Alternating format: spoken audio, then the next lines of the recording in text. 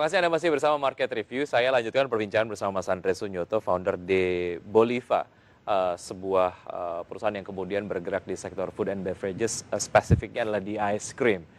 Persaingannya sejauh ini seperti apa, Mas Andre? Apakah untuk segmen low fat ice cream misalnya di Surabaya sendiri, ini belum banyak pemainnya sehingga Anda cukup jadi apa, yang cukup memegang majority di market di sana? Dari beberapa brand dari lokal Surabaya. Memang posisinya sekarang saat ini kita juga lebih fokus ke low fat ice cream dan promosinya, marketingnya itu lebih ke great taste with low fat. Itu tagline-nya kita. Nah, dari situ es krim Boliva low fat.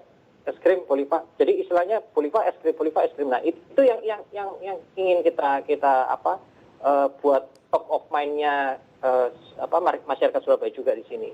Dan rata-rata market saya itu banyak orang tua juga. Jadi kalau misalnya mau kasih hantaran atau Natalan atau Idul Fitri atau apapun itu pasti pesannya di kita. Nah, itu yang kita kembangkan saat ini. Dan benar luar biasa sejak pandemi COVID ini sebenarnya, sejak bulan April ya, awal itu kita mulai fokus ke sana. Jadi fokus online dan es krim tart dan itu luar biasa ternyata. Jadi itu yang membuat kita jadi lebih yakin lagi untuk kedepannya kita fokus ke produksi.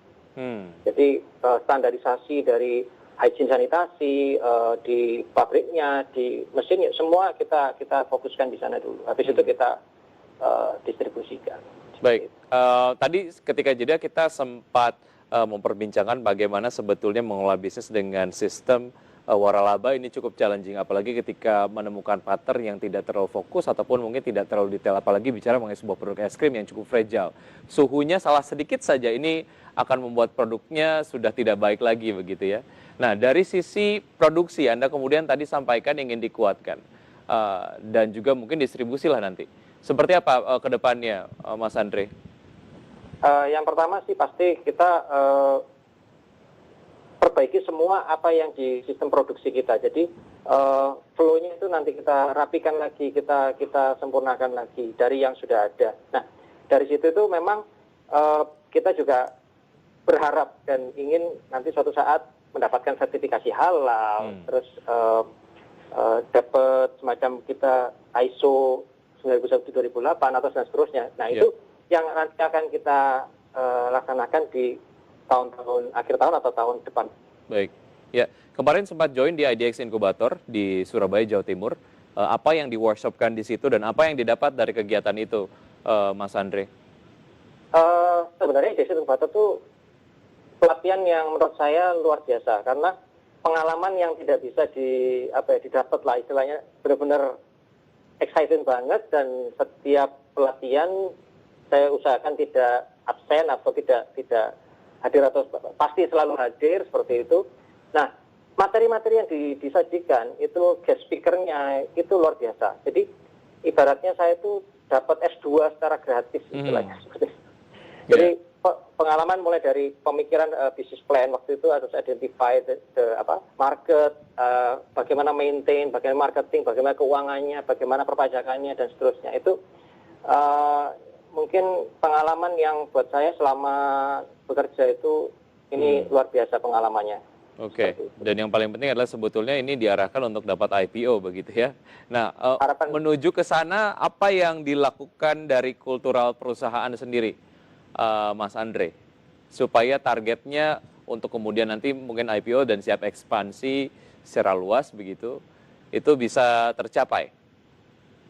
Yang pertama-tama kita beberapa checklist yang sudah saya miliki saat ini, dan setiap checklist itu kita lengkapi satu-satu. Jadi benar-benar ini belum, ini kita mulai ini. Jadi yang ini belum, ini kita laksanakan. Jadi secara bertahap, mulai dari konsultan hukumnya, dari audit accounting publiknya, notarisnya, itu sudah beberapa, kita juga ada beberapa rekanan yang saat ini sedang berjalan. Dan tolong dirapikan laporan keuangannya, tolong ini. Jadi checklist itu yang saat ini saya lakukan. Seperti itu. Ya, menuju IPO lah. Walaupun juga mungkin ini belum terbayangkan kapan, tapi teman-teman di Deboliva akan menuju ke arah sana. Ketika bicara mengenai ekspansi yang dilakukan sebelum IPO, misalnya gitu, ada mekanisme pendanaan ataupun mungkin partnership investment yang dilakukan sejauh ini seperti apa, Mas Andre? Untuk saat ini memang pendanaan dari keluarga, dari orang tua yang pastinya. Karena ini family business dan ini ingin dibawa, sudah di ACC oleh orang tua saya, setuju untuk go public seperti itu. Oleh karena itu dari IDEX Incubator juga saya sangat berharap bahwa bisa IPO.